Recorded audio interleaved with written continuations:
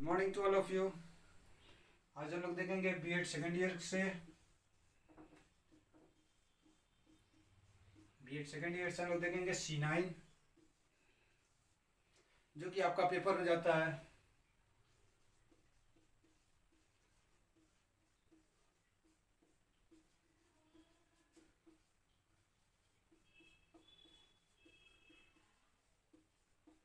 अधिगम के लिए आकलन, जिसके अंतर्गत हम लोग देखेंगे यूनिट 4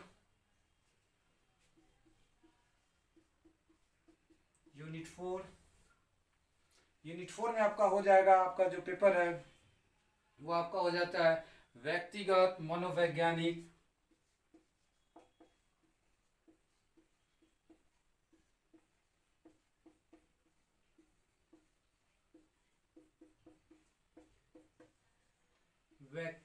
मनोवैज्ञानिक आकलन।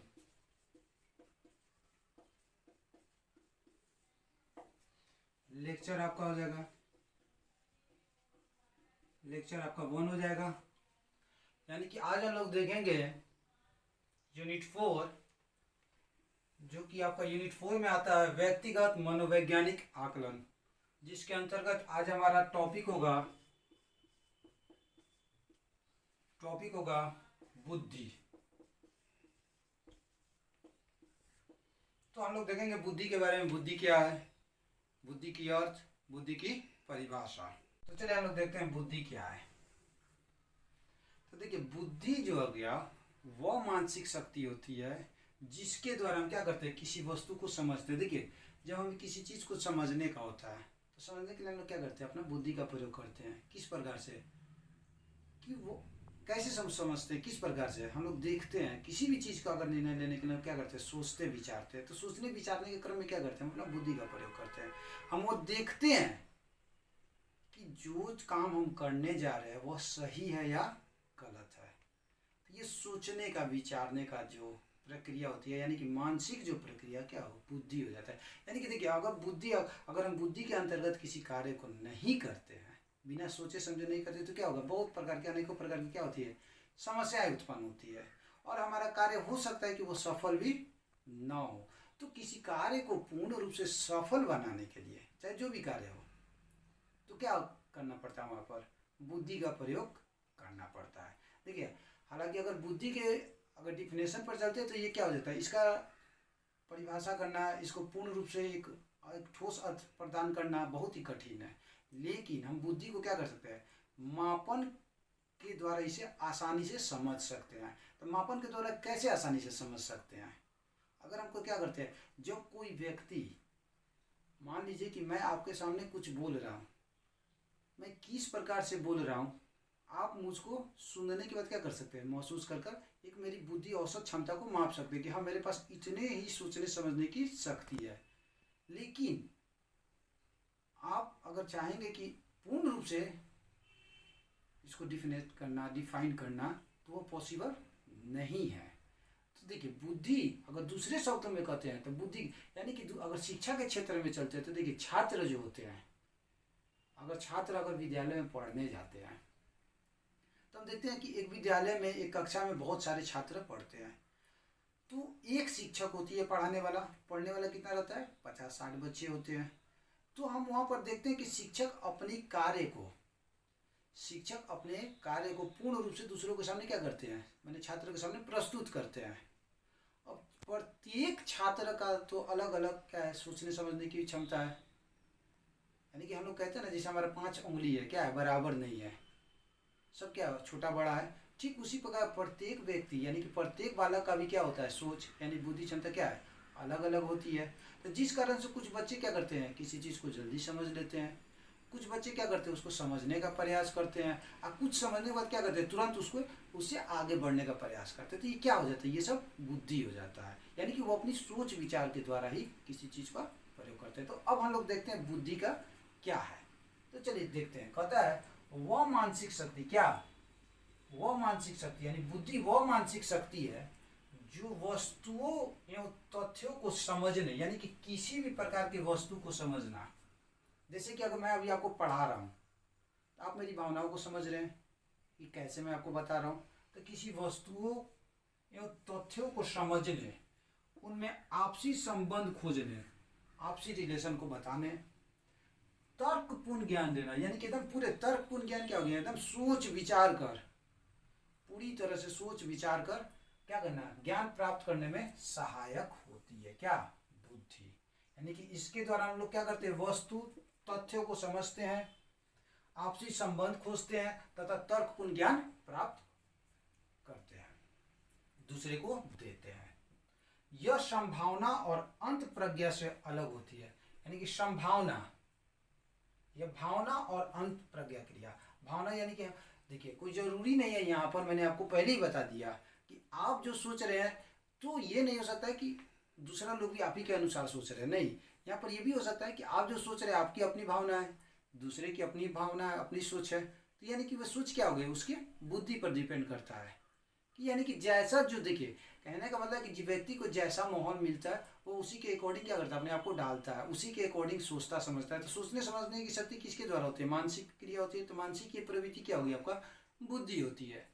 आगे क्या कहता है, बुद्धि ही मनुष्य को नवीन परिस्थितियों को ठीक समझने और उसके साथ अनुकूल होने में सहायता करती है। देखिए बुद्धि जो हो गया, कोई भी मनुष्य को नवीन परिस्थिति यानी किसी प्रकार के नए परिस्थिति में क्या करता है, उसको समझने के लिए या फिर उसको क्या करता है, उसके अनुकूल होने के लिए क्या करती है, सहायता करती है। अनुकूलित मतलब उसके साथ मिलने जुलने के लिए।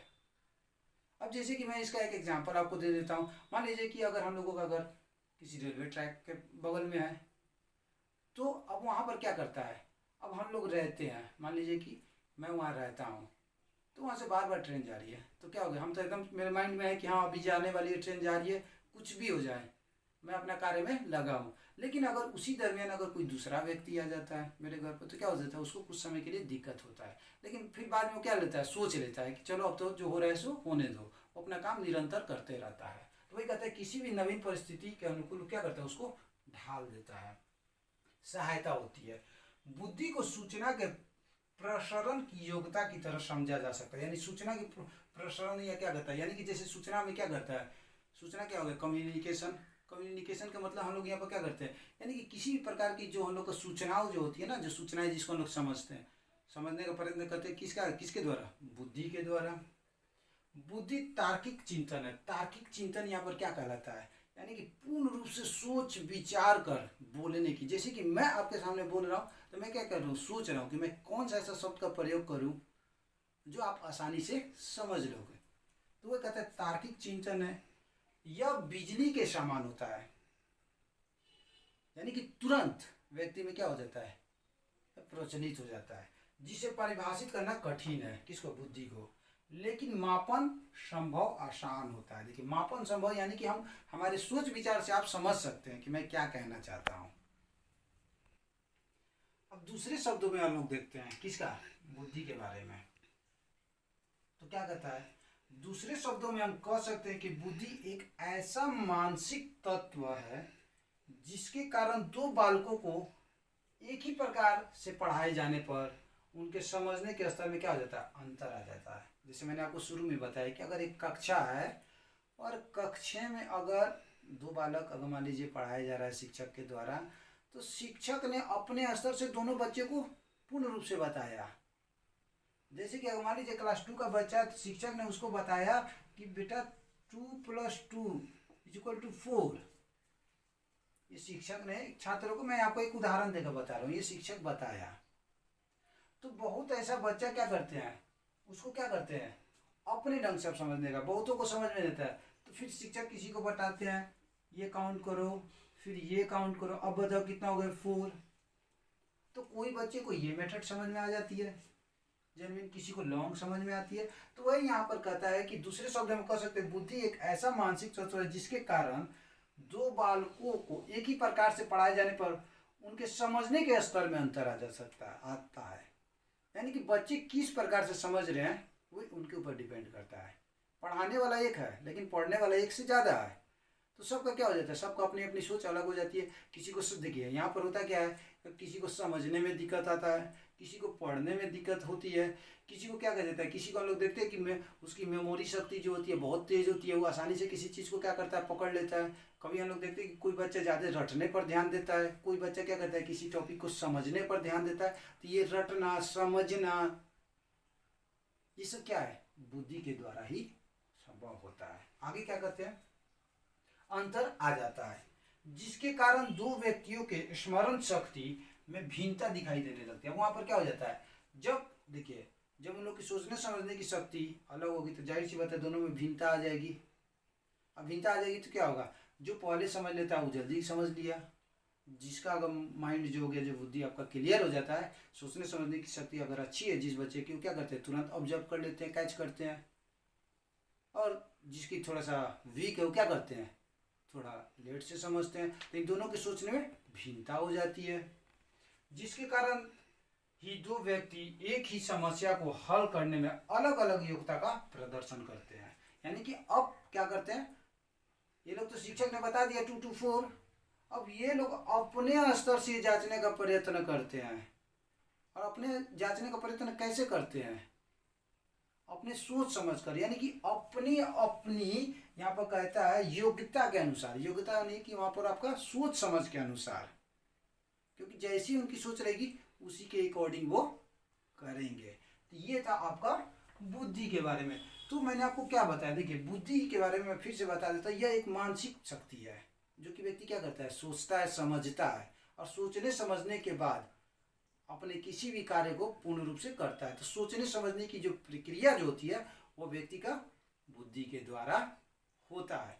सो माय डियर स्टूडेंट, आज हम लोगों ने देखा C9 के अंतर्गत, C9 अधिगम के लिए आंकलन, जिसके अंतर्गत आज का मेरा जो टॉपिक था, जो यूनिट था 4, जिसमें आज हम लोग देखे थे व्यक्तिगत मनोवैज्ञानिक आंकलन, जिसमें आज का जो मेरा टॉपिक था बुद्धि के बारे में।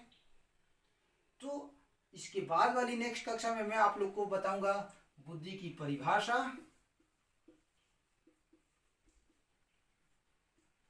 बुद्धि के प्रकार,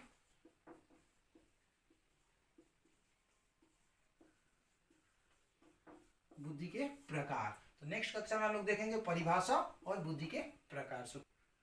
तो इसके बाद क्या हम लोग की जो कक्षा होगी परिभाषा, प्रकार, तथा हम लोग देखेंगे बुद्धि के क्या देखेंगे, सिद्धांत। बुद्धि के सिद्धांत के बारे में हम लोग इसके बाद वाले नेक्स्ट कक्षा में हम लोग देखेंगे बुद्धि के सिद्धांत।